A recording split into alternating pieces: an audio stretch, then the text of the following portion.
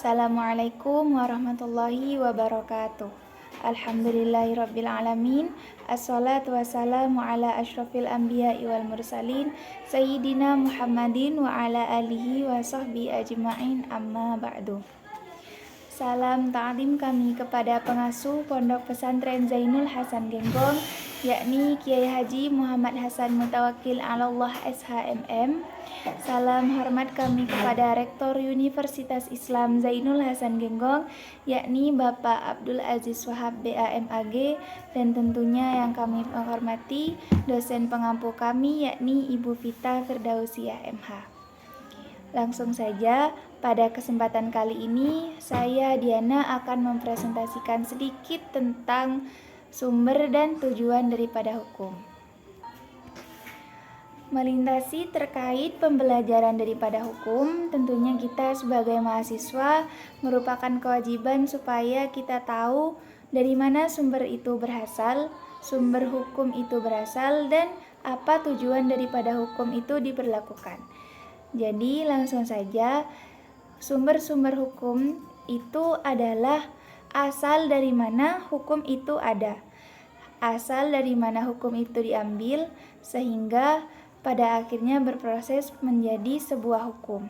Nah, sumber hukum di sini dibagi menjadi dua, yaitu sumber hukum material dan sumber hukum formil.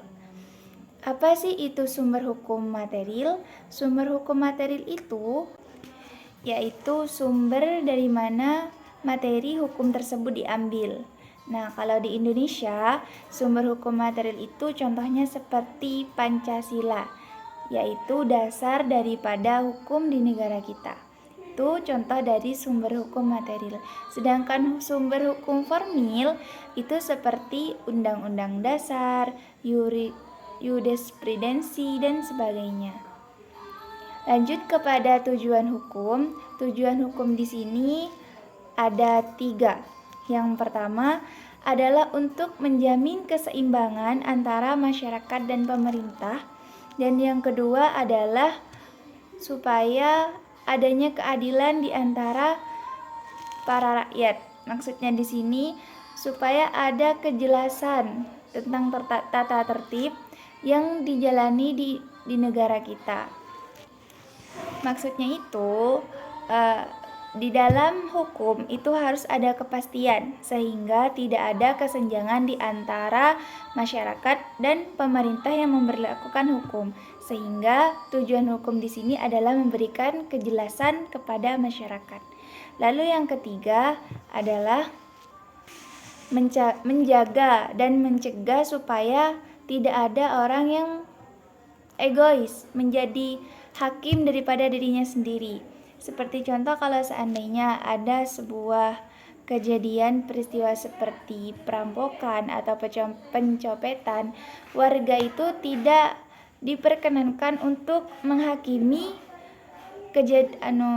kejadian itu sendiri, entah dengan dikeroyok ataupun sebagainya.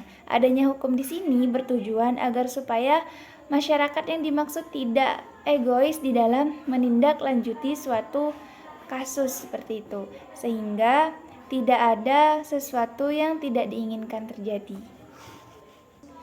Jadi pada intinya ketiga tujuan yang kami sebutkan sebelumnya itu adalah intinya supaya masyarakat itu tidak melakukan hal yang menurut mereka benar. Semua keputusan yang berkaitan dengan kasus, dengan hukum tentunya diserahkan sepenuhnya kepada hakim, yang mana hakim di sini memberikan keputusan yang jelas dengan mempertimbangkan berbagai macam undang-undang yang telah ditetapkan negara. Jadi terciptalah asas keadilan di negara kita oleh hukum tersebut. Baik, kami kira cukup sampai di sini apa yang bisa kami sampaikan. Kurang lebihnya mohon maaf. Wassalamualaikum warahmatullahi wabarakatuh.